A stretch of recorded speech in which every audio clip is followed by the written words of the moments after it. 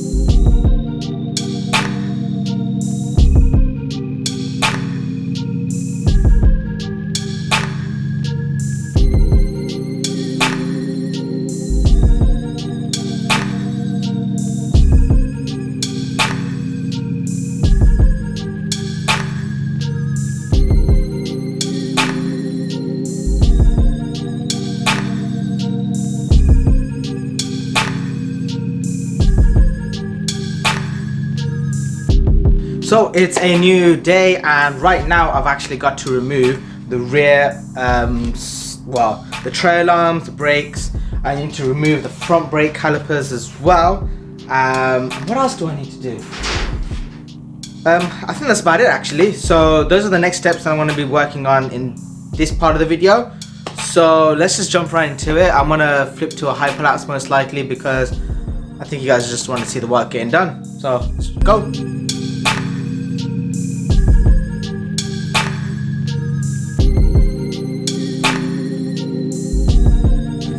So we're about to take off the exhaust. That sounds come over now, and I think. Oh, wait, hold on, wait. Oh my gosh! I think you broke it, bro. Pull it. Just pull it hard towards you.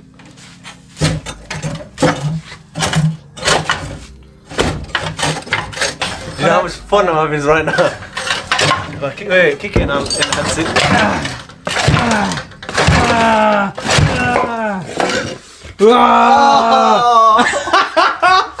I think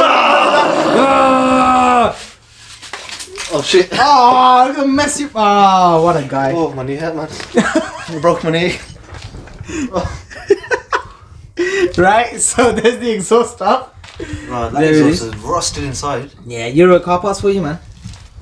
No, it's really old exhaust. Think about it, the car's been parked up for 4 years. Yes. Probably started 4 years later. Right, so yeah, the exhaust is off there now. Oh. Gotta take the other part off. And then we'll be alright, but it should be easy now. Happy days. So I thought you guys might like to see a little bit of progress here. Managed to take off the exhaust, which actually was quite good. Not much of it was rusted or anything like that. So I didn't need to cut much. It actually just fairly easily bolted off. Now I'm just going to look at removing the prop shaft and drive shaft. Well, the prop needs to come off first, so all of this needs to come off. And then once I've gotten all that off, I'll be able to work on the rear and removing the diff and then the subframe. So it's a lot of fun. It's quite cool seeing all of this the way it is right now. Just gotta get the right tools out now and carry on working. So ladies and gentlemen, this is a good way of doing it. So I got this, it basically goes up against there, it locks itself against that, and then you can use a 17mm over here as well with a nice breaker bar to crack it loose. I'm doing the ones that's holding onto the gearbox. I feel like that works better than the ones that are just holding onto the prop shaft. That's really annoying because you can't get a good grip on it and cause it to stop anywhere. So then you gotta go back into the car, put it into neutral, rotate this round, which if my brother helps me in a second. Actually, hold on, let me undo this one first. So my brother's gonna move it into neutral now because it's automatic. It needs to be into neutral. I can rotate this round. Just literally just with my hand. Leave it there because that's about right. It'll get good. It's about there. Lock it in place, and then you can just loosen this. I'm gonna have to put my phone away because it's really hard to record. But yeah.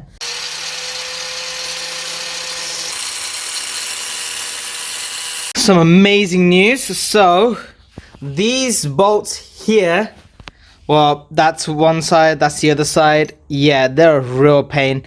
They get rusted on really nicely. So I had to like chop them off from the back. So those old brackets will no longer be usable. Let me see. That bracket just there. So they'll no longer be usable, but that's the beauty of working on cars. Just literally took me about 3 hours worth of just hammering, and then I had to get an angle grinder and metal disc and stuff like that. So it's been fun. It's been a lot of fun. It's quite nerve-wracking because the fuel tank is right there, and the fuel lines go that way on this side. Basically, both sides you got fuel lines. It's really annoying, but it is what it is. Yeah, it's actually loose now. Well, technically it's loose. We don't actually know.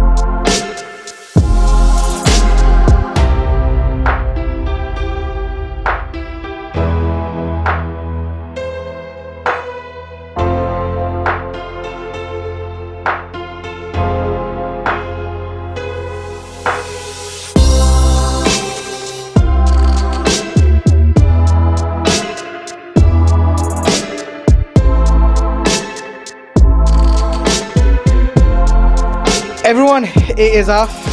This is how I took it off. So this is basically how I ended up having to take it off. So because of these bolts being stuck and seized on and whatnot, couldn't really take them off. The bolt that goes from the prop shaft to the diff, they're all seized up. So I'm gonna work on it all while it's out here. We had to do, as you guys saw, some interesting cutting here and there, but that's it. That's the old trail arm and yeah, the subframe basically of the E30. Helpful, guys. My brother's already gone in. Whew. I'm tired. Very tired. So what are we doing? We are now cutting off the prop shaft from the diff because these don't want to come off. But imagine if they just come off like really easy right now. Should we try it? Should we just try it once? I don't even know what size they are anymore.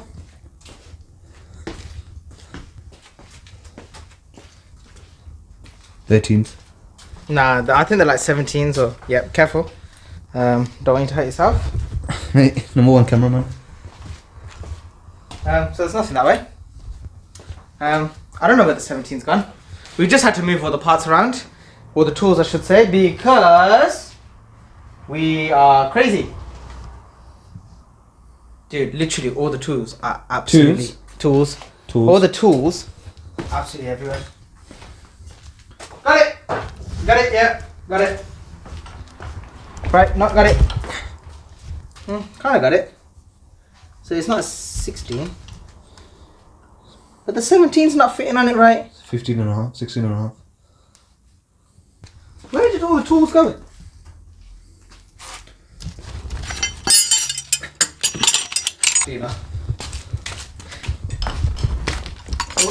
Nope, wrong size.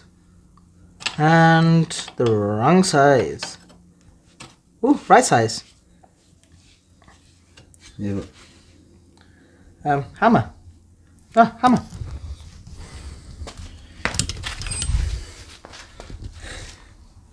I don't want you to hit my hand. No, I wouldn't hit that. I don't think that worked. You hold Okay, that so what if you hit my hand? Oh! Bloody vibrating on my finger. My thumb. Yep, I don't think that's coming off.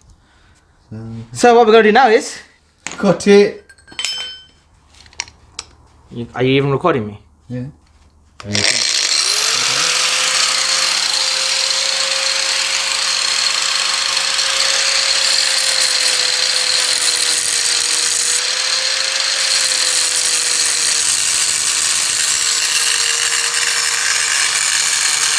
So because of the way the diff is with this, you can't actually get this in all the way because it starts hitting, as you can see there. So what I'm thinking we might have to do is take the diff off the the tread arm and push it slightly that way, and then we have more space, which means we have to rotate this back the other way around. Why is nothing easy for? Absolutely nothing. Right, should we lift it over here? Huh? Gotta lift it over. Over? Over, all the way over. So everyone, I didn't actually finish the video off from me working on all of that rear subframe, everything, all that headache. So I thought I might as well do the ending now. Currently in lockdown, it's a lot of fun. So that all happened just before lockdown. So the guy came and picked up all the parts. It was such a long day. I think he came at around 12 o'clock or 11 o'clock at night. But I had literally been working on the car the whole day, so it just destroyed me. But here's the thing.